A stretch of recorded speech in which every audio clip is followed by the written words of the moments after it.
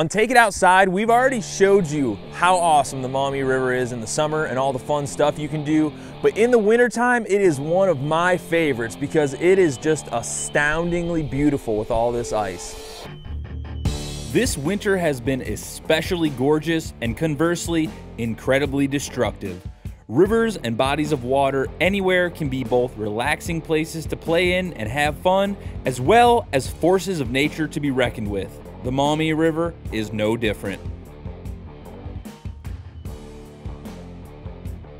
To learn more about the Maumee River in the wintertime, let's go talk to our resident nature expert, Mr. Bill Heflin.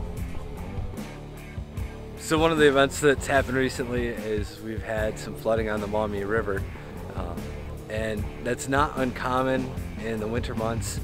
Everywhere along the river is considered part of the floodplain, so it's pretty much designed to flood.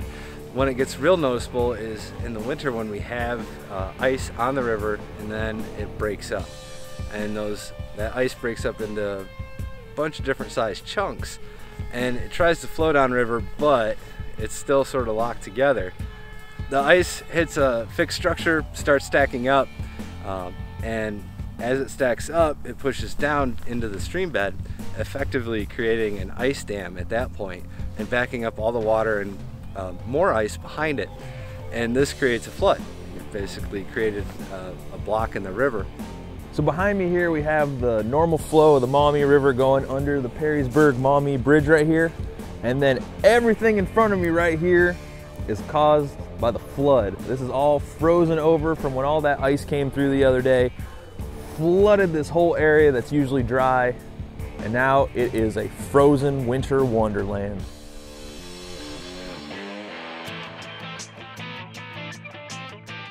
The ice floats very well.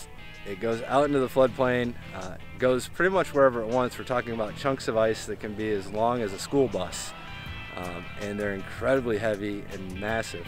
So they can do damage to structures, to trees, anything that's left in its path can be obliterated.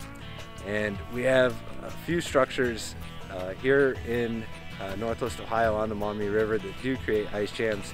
A few different bridges on the Maumee around Buttonwood Park and Sidecut Metro Park that can create ice jams and create trouble for us. It's not really trouble for nature, it's a completely natural thing on the floodplain. Safety-wise, anytime you see ice on the river, whether it's smooth or whether it's being piled up by these ice jams, there is no such thing as safe ice, and a minimum thickness to walk on is only ever just a guideline. But with ice jams, with this chaotic piling of ice, you don't know if the ice beneath your feet is feet thick or inches thick, or if there's a cavity somewhere in the ice that you can fall in and be trapped and never seen again. So we tell people to stay off of these ice jams, stay off these piles of ice. They're extremely hazardous. This winter has been a good reminder of the power of Mother Nature and why we need to have a healthy respect for our waterways. Respect the signs of areas that are closed. Those are closed for your safety, but generally there still is access maintained to look at what's happened and what's left behind. Come visit the parks in the spring and see the fresh damage, but also see nature rebounding like it always does, to fill those voids left by the ice doing damage to the natural ecosystem. Now, it is important to point out that the damage caused from this flooding and ice buildup is due to human impact in and along the river, and not vice versa.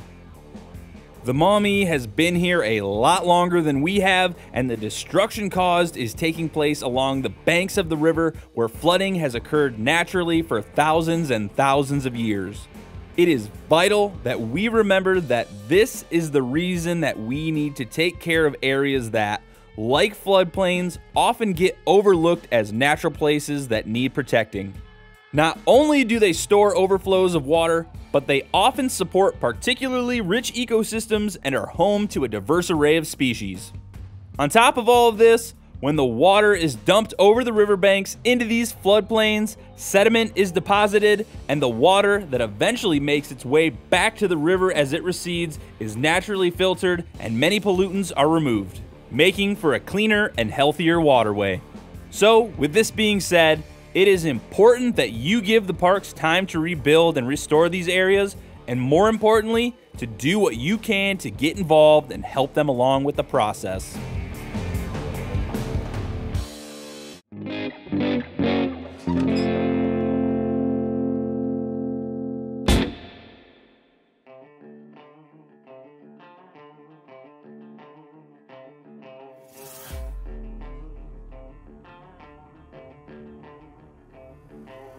So I'm out here with my good pal, the one and only Kyle Smith, and he is going to tell us about his adventures in biking the west coast of the United States of America. What made you want to ride the entire west coast? I had time off between 2 jobs and was looking for an adventure, and knew some people that lived out there. I always wanted to go out west, and that was my opportunity to see it in a slower motion, I guess. I think it was 953 miles total. Wow. On a bike? Mm-hmm. How are those mountain climbs? It's not like anything we ride around here, and you got used to it pretty quick. Did you do a lot of training before you left? Not a bit, no. I was a ranch director for the summer before. I worked like 100-hour weeks, and so no, I didn't ride my bike all summer, and then went out and did that. You did this big long trip up the west coast. You hit what? California, Oregon, Washington. Started in Sacramento, California, rode to Portland, Oregon. So then I just rode it over the bridge, I believe it's the Columbia Bridge, into Washington, just to say that I did it. Pretty much turned around because there wasn't a whole lot going on. But yeah, so it was up, I don't know, halfway through the coast of California and then the entire coast. Do you kind of have any profound, takeaways from a trip like that? There's not a trip you're going to go on that's going to go smooth. And even the trips that don't go smooth, you still look back on and go, actually, that was really great. Ohio's great, Northwest Ohio is great.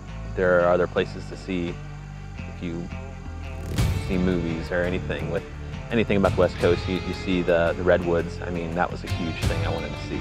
And I remember you telling me in the past, like your gear was kind of strapped to your bike all wonky. You didn't really have all the right equipment yep. for that. I just used some bungee straps and tied it up, and that's why I couldn't stand up to pedal, because every time I stood up out of the seat, out of the saddle, the whole pack would just slide off the side. So I had to sit the entire time I pedaled. Do you have any animal encounters along the way? Kyle is defending us from a rabid squirrel. Now I rode next to a black bear as close as you and I are, because it was on the other side of a guardrails on the road. You always think, oh, that's a bear, and then it's a rock. So this is the one time I was like, it's nothing. And right on the other side of the guardrail was a bear as I rode along, and we met, eye contact was made, and he hunkered down like I was gonna hurt him or something, which I was glad it was a black bear at that point, because I don't think a grizzly might have had the same luck. But biking is actually, in Toledo, Ohio specifically, like really popular, and there's a lot of people out here doing it all the time. What are your favorite places to ride around here? Do you have any trails that you enjoy? Or getting out in the middle of the fields is fine with me, but if you can get your bike route through oak openings, you're usually doing pretty good. No matter if you're on a footpath or going through roads of oaks, it's one of the best places that we have, that there is, really. All right, well, I think that about sums it up for what we've done today. And thank you, Kyle. Thanks. Take It Outside is brought to you by Wood County Park District. Choose your own adventure.